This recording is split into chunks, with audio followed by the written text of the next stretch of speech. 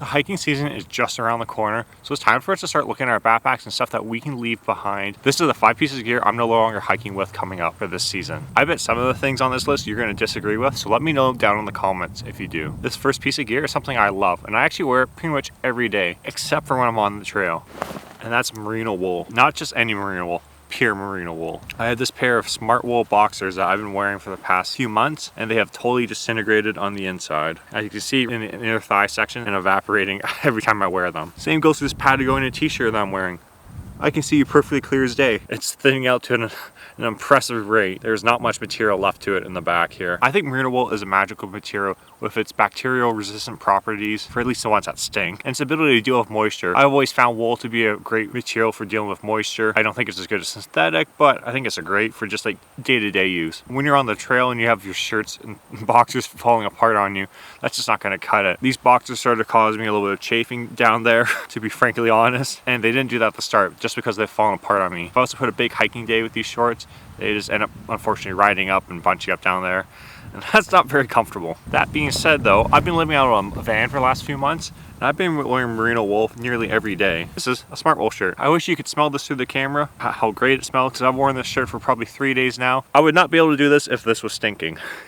I'm a real sweater when I work out. The nice thing with this smart wool t-shirt is that it's a merino blend. A lot of companies advertise that their stuff as being merino shirts, but they're typically a merino and polyester blend. If you find something with a 50-50 blend, it has the benefits of polyester of being strong and resistant, and you'll have the benefits of merino of being able to deal with the antibacterial properties to keep the odor down with great moisture management. Comfortable like a cotton shirt, but it doesn't have any of that cotton kills thing that we all talk about and dread about in the hiking community. I wish cotton shirts worked, because I would just wear those. So for pure merino, that's no longer coming in my system with me for the season.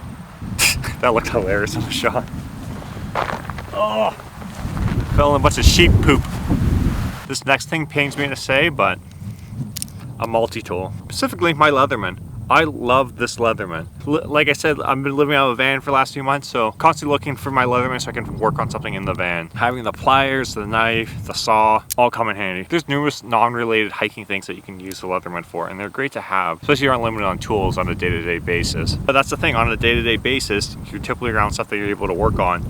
I'm not working on anything when I'm on the trail. I find I never need a knife. For me, I need exact tools. That's why I keep in this little stuff sack. I'm a little bit of a hypocrite bringing in the stuff sack. You'll see why in a few minutes. So for me, I just bring the exact tools I need. I need 3 small Allen keys and a tiny screwdriver for one of my camera lenses. I also sometimes bring small scissors in my first aid kit. For you watching this, it's good to look at your gear and realize what tools you need to bring to fix certain things, but not get carried overboard with it, like bringing a whole Leatherman.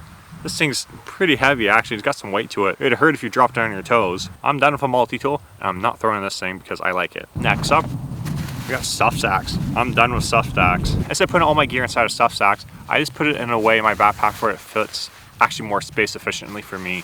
I have a 55-liter backpack, and that's way more space than I need for most hikes. So I put my sleeping pad flush against my back. I stuff my sleeping bag all around everywhere in the nooks and crannies, so it takes up more volume more effectively. I put my tent in one of my outside pockets or just stuff it down there, and then I throw everything else that's important and needs to stay dry within a garbage bag. Having everything in that system allows me to save a lot of weight, bringing multiple stuff sacks. I find that system to be a lot more organized for me because I know where everything goes. If I have things in a stuff sack, I'm kind of tossing around trying to find them, and I don't know what's in each thing. I do bring stuff sacks for little tiny things such as my BRS stove, my little electronic / tool baggie, and my ditty bag. For big items such as my quilt and my sleeping pad, I don't bring these things anymore. I bring the sleeping pad one though for my ditty bag because it's mounted of a nice and light, still nylon. But this thermorest one never comes with me anymore. For this upcoming season, I'm done with these.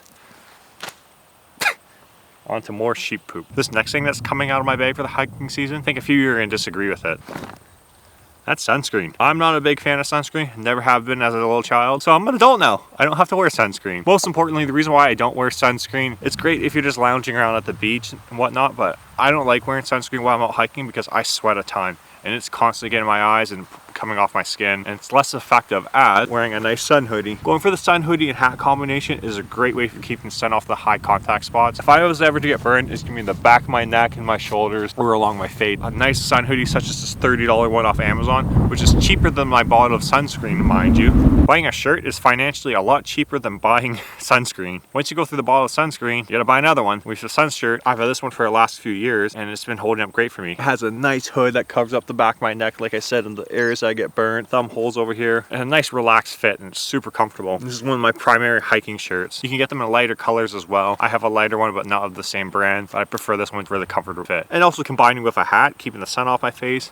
As you can tell, everything's covered except for this side of my face, but when you're hiking, you turn around, so for the majority of the time, you're keeping sun off your face. If you're curious about the sun hoodie or anything else I'm talking about in this video, I have links for everything down in the description. So I'm done with sunscreen. Sunscreen is no longer coming in my bag. Plus it's extra weight that I feel is unnecessary if you bring the right clothing. And I just hate that greasy feeling, and then it sucks when it gets in my eyes. Goodbye to sunscreen. What else is coming out of my bag? Last time that comes out of my bag. Sit pad. Main reason why I picked up a sit pad is actually not for sitting on, it's for elevating my pillow at night. Most backpacking pillows, even the comfortable ones, are only 3 inches thick. I have quite broad shoulders, so I need something to elevate it so I don't wake up with a big kink in my neck in the morning. But honestly, I just started putting in my backpack underneath my pillow, and that works way better than the sit pad because I find once my pillow's on top, it skirts around everywhere throughout the night. Where my backpack keeps my pillow actually locked into place. I thought it'd be great to have a sit pad so I had something I could pull out on when I go for a quick break. But in actuality, I don't even pull it out while I'm hiking. Half the time I'll sit down on the ground and I forget, like, oh, I have my sit pad, and I never end up grabbing it. Also, this is gonna make me seem like a hypocrite, but I think this thing's pretty bulky. Now, I know I said earlier about having everything out of a stuff sack on the inside of my bag, but on the outside of it, I have very limited real estate. I just find this thing's quite bulky and it gets in the way. Half the times when I go for a snack to grab it, I have to pull this thing out of my bag to get at my snack. Then I end up sitting down. This just encourages me to keep moving on the trail when I have this thing not in my backpack. So sit pad, goodbye. Whoa. Okay, the one did it for me. So that's everything I'm leaving out of my bag that I normally bring with me for this upcoming hiking season. Let me know down in the comments if there's anything that you're taking out of your bag for this upcoming hiking season. Luckily, I've had a head start being in the southern hemisphere, so I've been hiking around for the last few months, and it's great. You guys are missing out, unless you're winter camping. Then I'm actually really jealous. If you enjoyed this video and you're curious about everything I carry in my backpack, check out the video linked above on one of these sides, where I talk about everything that's in my backpack.